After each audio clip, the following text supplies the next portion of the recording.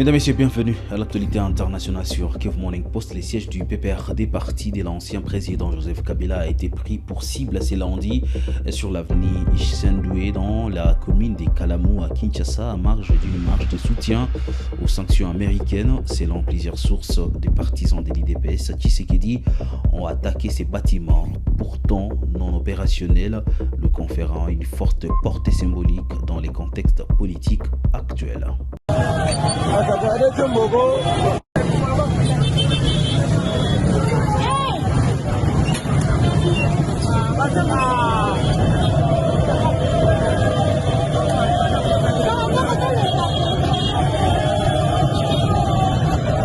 Un Boeing 727-100 appartenant à Jean-Pierre Bemba a été saisi à l'aéroport de Faro au Portugal après près de 19 ans d'immobilisation.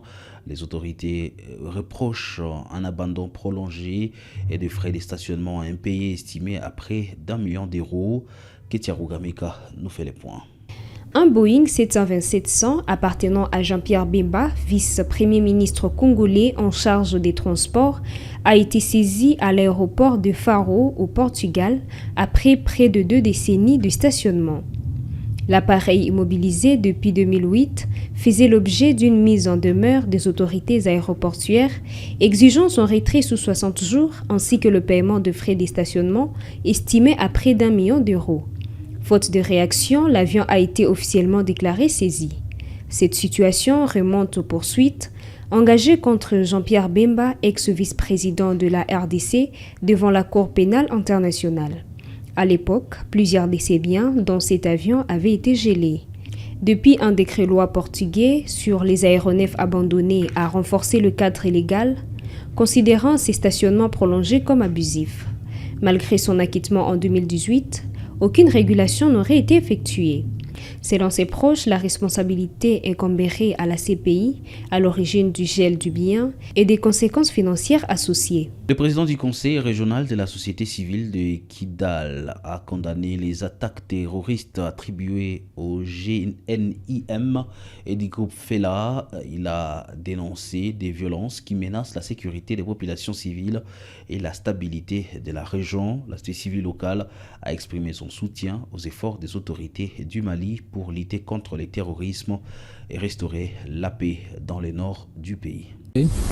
Les attaques terroristes menées par le GNIM et le FELA contre la ville de Kidal et plusieurs autres villes du Mali. Nous rendons hommage aux victimes civiles et militaires, aux femmes, enfants et personnes âgées fauchées par la barbarie. Nous saluons nos soldats tombés pour la défense de la patrie et nous nous inclinons devant la mémoire du général Sadio Kamara, ministre de la Défense, assassiné lors de ces attaques. Il faut que ça soit clair, Kidal est malienne et restera malienne. Depuis novembre 2023, Kidal est revenu dans les jurons de la République grâce au FAMA. Aucun centimètre du territoire national ne doit être laissé entre les mains de ces terroristes. Les terroristes n'ont pas de population et ne représentent pas la population de Kidal.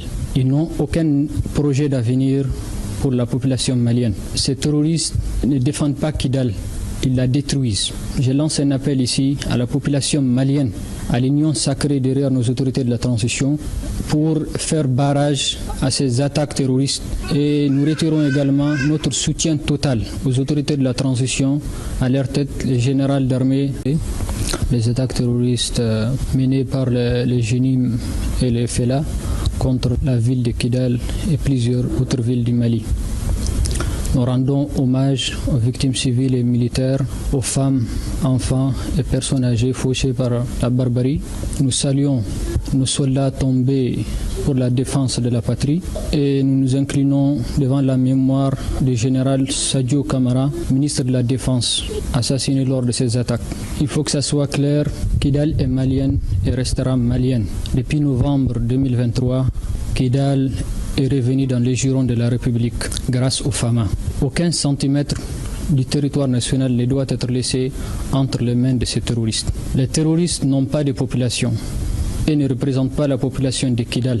Ils n'ont aucun projet d'avenir pour la population malienne. Ces terroristes ne défendent pas Kidal, ils la détruisent. Je lance un appel ici à la population malienne, à l'union sacrée derrière nos autorités de la transition pour faire barrage à ces attaques terroristes. Et nous retirons également notre soutien total aux autorités de la transition, à leur tête le général d'armée Assimi Goïta, président de la transition, chef de l'État. À Erevan, le président Emmanuel Macron a salué une ère nouvelle pour l'Arménie lors du 8e sommet de la communauté politique européenne tenu le 4 mai 2026. Il a affirmé que l'Europe doit renforcer sa souveraineté et augmenter ses capacités de défense face aux tensions internationales. J'ai retrouvé le président d'Arménie dans un instant et commencé la partie bilatérale de cette visite. Mais je pense que dans le contexte que nous connaissons, c'était très important de tenir cette réunion de la communauté politique européenne, la 8e ici à Erevan. D'abord parce qu'elle vient consacrer tout le chemin fait par l'Arménie ces dernières années.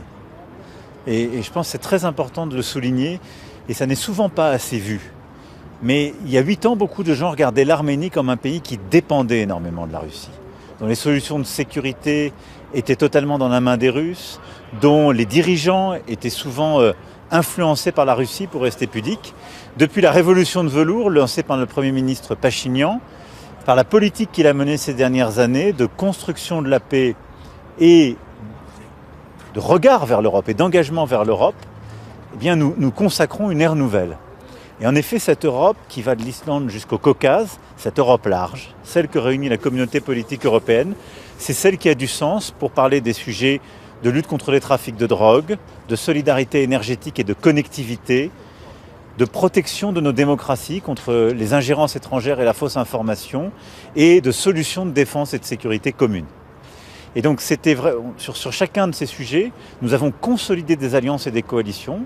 On a bâti d'ailleurs des réponses très concrètes durant ces dernières années, et cette réunion a permis de passer encore une étape, en particulier sur la lutte contre les drogues. On était 40 autour de la table avec des initiatives concrètes qui ont été prises. J'ajoute à cela, pour conclure, que pour la première fois, nous avions le Canada. Et le Premier ministre Carney a été très clair aussi dans son ambition. L'ordre international, c'est-à-dire au fond, la capacité pour les pays qui croient dans les règles internationales, dans la démocratie, dans la coopération, dans le commerce ouvert et équitable de travailler ensemble, se refera à partir d'Europe et par ce dialogue particulier. Monsieur le Président, vous avez beaucoup échangé aujourd'hui avec les 27. La semaine dernière, en France, on a beaucoup parlé des super profits réalisés par Total Energy. C'est un sujet très concernant. Est-ce que, d'après vous, l'Europe doit mettre en place une contribution exceptionnelle, notamment pour les énergéticiens ? D'abord, il y a un processus de transparence qui est aujourd'hui assuré dans beaucoup de pays. En France, il l'est, avec des enquêtes permanentes sous l'autorité du Premier ministre et des ministres compétents à Bercy.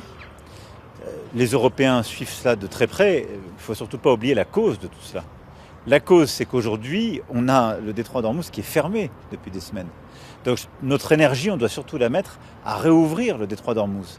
Parce que par ce détroit sortent à peu près 20% du pétrole et du gaz mondial, 30% des engrais. Donc notre problème, c'est ça à la base. Ce n'est pas les comportements d'un tel ou un tel. Après, on doit s'assurer que quand les prix montent, ils sont répercutés le plus tard possible, et que quand les prix baissent, ils sont répercutés le plus vite possible, pour pas que ce soit nos consommateurs qui, en quelque sorte, soient les principales victimes. C'est là où il faut faire le suivi des marges.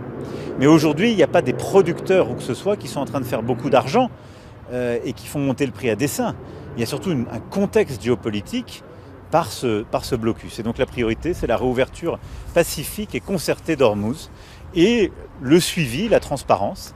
S'il y a des profits excessifs ou des comportements si je puis dire, un peu prédateurs ou spéculateurs, en effet, les différents pays, les Européens, devront y répondre.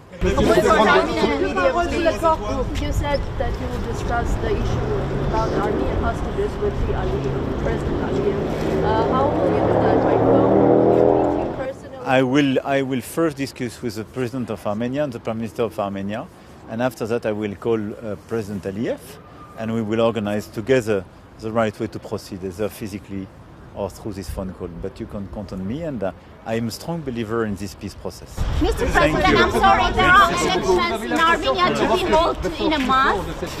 Je pense que l'Europe est un moment de vérité qui suppose plus d'unité et plus d'ambition. Cette réunion était importante. Pour moi, on doit encore accélérer et aller plus loin. On a besoin d'une Europe forte qui réduise ses dépendances excessives, qui bâtisse ses solutions de paix et de sécurité pour elle-même et qui agit comme un continent vraiment uni par une communauté de destin. C'est ça en quoi nous croyons. Et c'est la fin, mesdames et messieurs, de l'actualité internationale sur Kivu Morning Post pour ce mardi. Merci à vous de l'avoir suivi.